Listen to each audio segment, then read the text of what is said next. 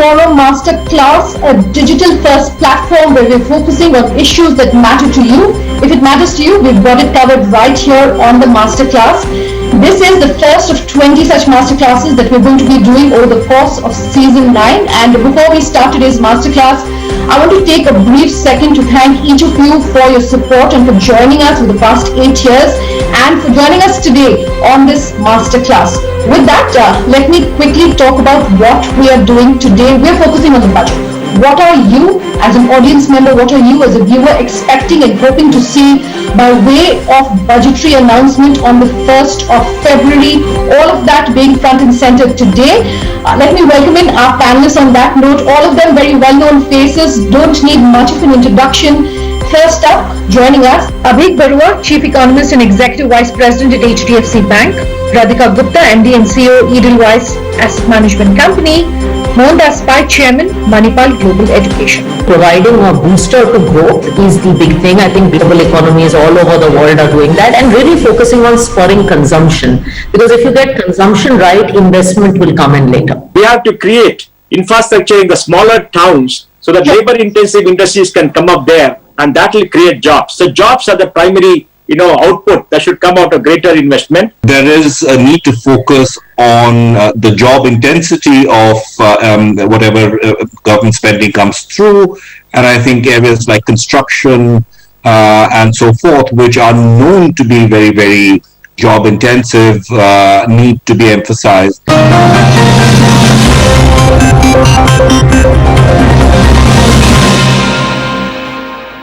Abhik, I also want to very quickly refer to a publicly available survey that's talking about the number of jobs which are being created. 28% Y-on-Y dip as of November 2020 if you're looking at the job market. Do you think that the scenario in 2021 is going to be better? What's the role of the government to create more jobs, and not just jobs but high-value jobs? Well, I think the data is very, very sort of aggregated, and there are very important nuances, below the headline numbers. For instance, I think the white collar market is doing reasonably well. The job losses have been limited. People are being rehired. Salary cuts are being reinstated. I think there is a serious problem in the informal sector, both in the rural economy, and the rural economy is not just agriculture, but it has a significant share of manufacturing and services as well as the informal sector, which is huge in the urban economy. So I think the white collar segment is kind of, I wouldn't say sorted, but it's in a much better place than the blue collar and the informal segments. Of course, if you have a big infrastructure push, you will automatically create somewhat low-end jobs, but jobs anyway.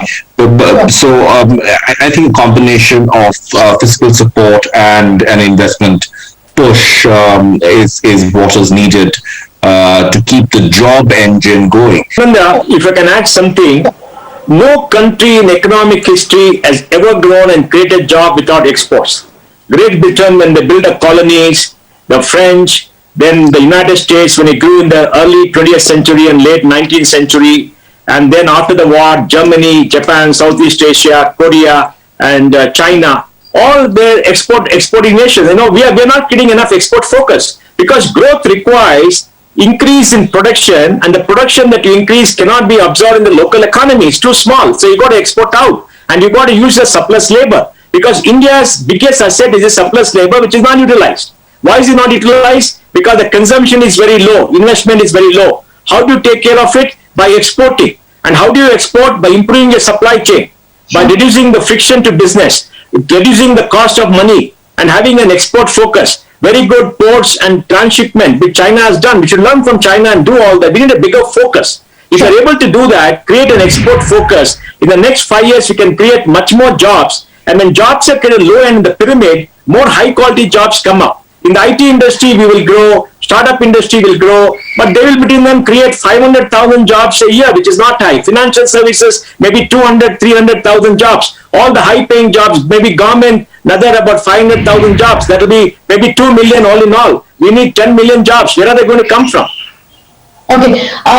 My next question, not strictly within the purview of the government, especially when you're talking salaries, but I want to talk salaries and wages. It's a really vast subject because we're talking both white collar and blue collar jobs. We're talking urban and rural jobs. But if there's something that you would want by way of commentary through this panel to talk to our audience members, what changes would you hope to see in 2021? Can we see any positive news coming in on salaries and wages? Salaries are going to go up maybe 6 to 7% this year because we got surplus labor. For the lower level of employment, salaries may go up 3 or 4% because there's surplus people, right? What should we do to make sure income goes up? One big thing you must do is the cost of social security should be reduced for people in the formal sector.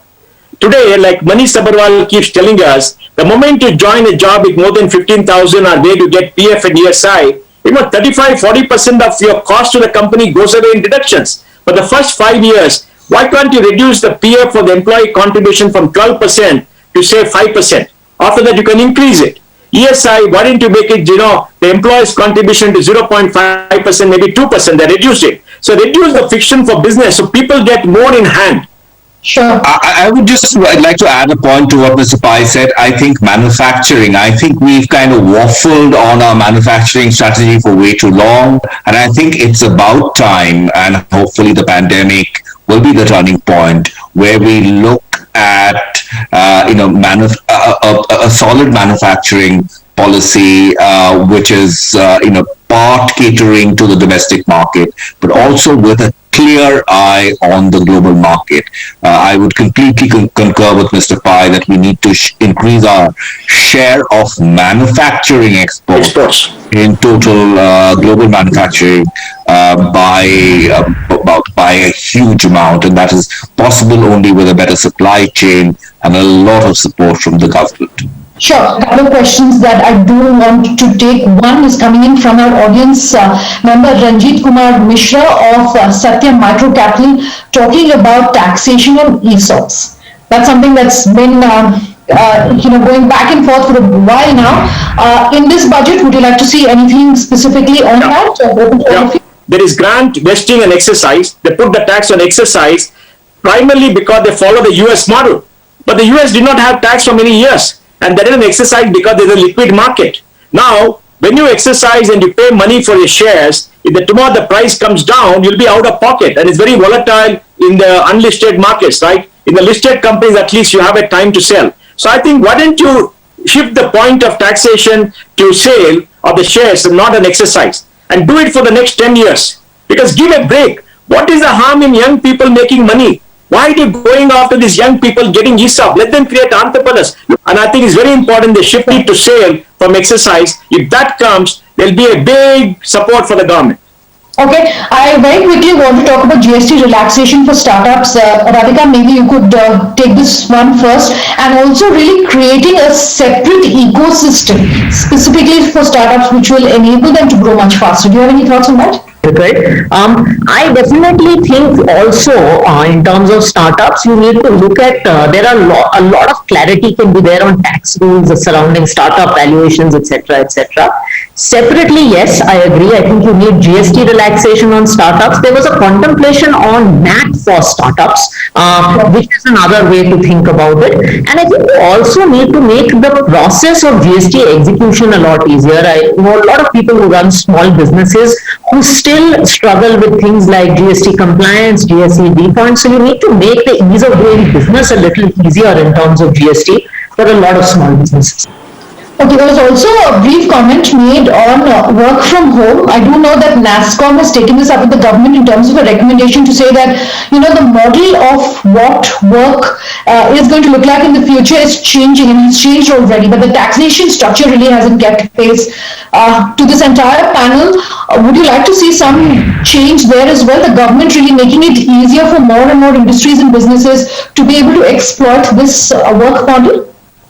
Nanda, the retrospective amendment to say for this year, the conveyance allowance will be tax-free even if you don't work from home. And for the next year, we must get an exemption for the conveyance allowance as well as the tools of trade. For example, when you work from home, this power bill is going to go up, your own laptop and other accessories are going to go up. Give them a 10,000, 15,000, allowance for all the people. In this country, you'll be very surprised. I'm sure Radhika and Abhik will bear me out.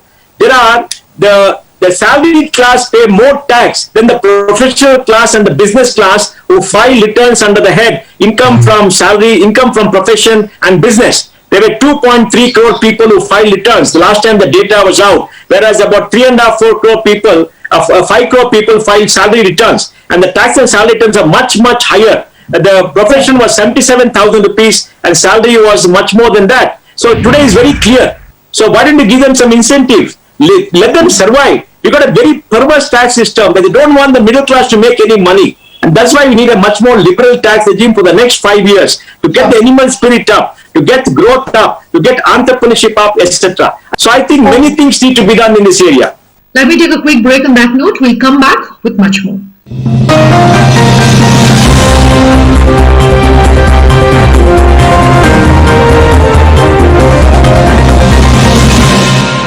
Welcome back. You're with us here on Leaders of Tomorrow Masterclass, and tonight we're bringing to you the budget edition.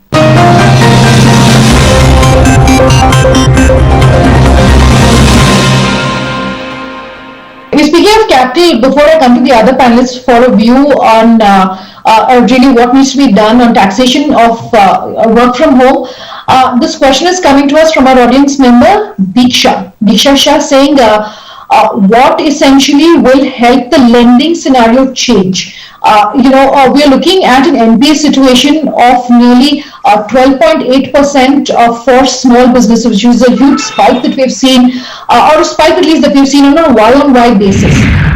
What should be done to simplify lending? Do you think that lending sentiment in 2021 is going to come back after the bit of a dip that we've seen in 2020? Open to the three of you. Abhik, maybe I could come to you first. I think a lot of the perception of enhanced risk was related to the infection and the inadequate containment of the infection in the earlier stages.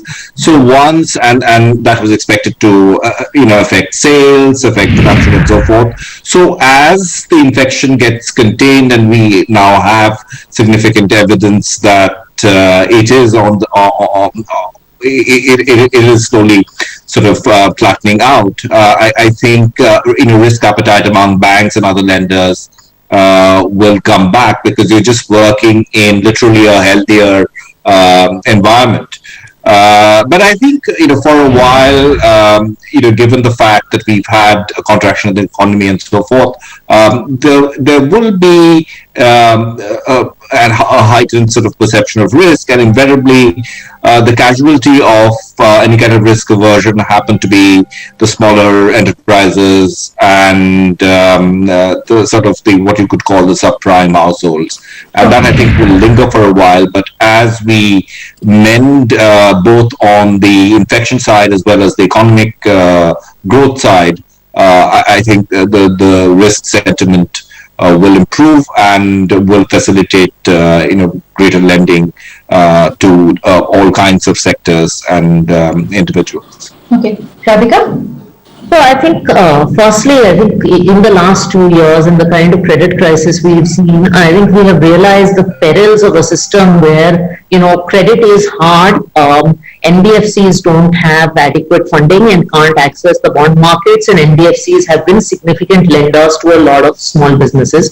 But the good news is I think bond markets and credit markets are normalizing, and, coming from NBFC parentage ourselves, I think we are seeing things return to normal. Now, the fact is, even if you have large NBFCs and banks, many small businesses are still excluded from the purview of that. And as Mr. Pai said, capital remains the biggest challenge for small businesses. But even the packages that had come last year, LTRO, TLTRO, had a lot for the lending sector, but it really left small businesses out. I think you can create a special category of special purpose NBFCs that are smaller NBFCs, and perhaps they have a different kind of regulatory framework. Incidentally, I think the RBI has just released a white paper an hour ago. Second is there should be a continued push towards digital lenders and a push towards the digital economy. So give digital lending a push. perhaps have partnerships between banks, public sector banks, and some of these digital lenders. So those are some of the things that you can do to make sure that some of these people who actually fund the core of India are empowered. Sunanda, if I can add something to this, we have three challenges in lending. First, we don't have enough capital or savings in this country. Let me give you data. Bank lending to GDP is 50%. Show me one country in the world where bank lending to GDP is 50% for a $3 trillion economy. Second thing is the cost of money is very high. MSMEs borrow at 14-15%. When inflation is 5%, that is 9 to 10% real interest rates. How can they be competitive with real interest rates when bigger companies are able to borrow at 6 to 7%?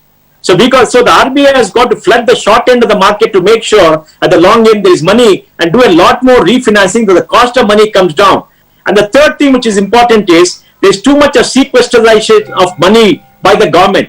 Government borrowing should come down, but there's a structural issue that will take time. So we got many issues, and the biggest thing is we must keep interest rates down for the great majority of borrowers by creating liquidity at the short end, which RBI has done, and everybody is benefited. That should continue. So I do have one or two more questions that I want to try and get in before we wind down.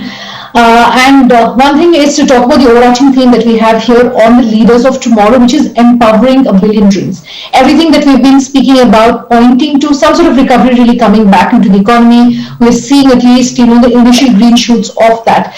If the government is to ensure that it is empowering the dreams of everyone, every Indian, everyone who's watching and has joined us today, one thing that you think that they definitely must do, Radhika, let me come to you first.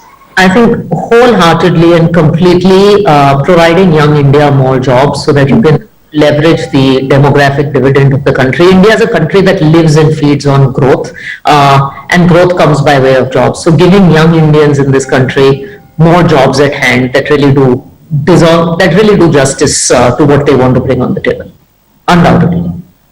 Abhik?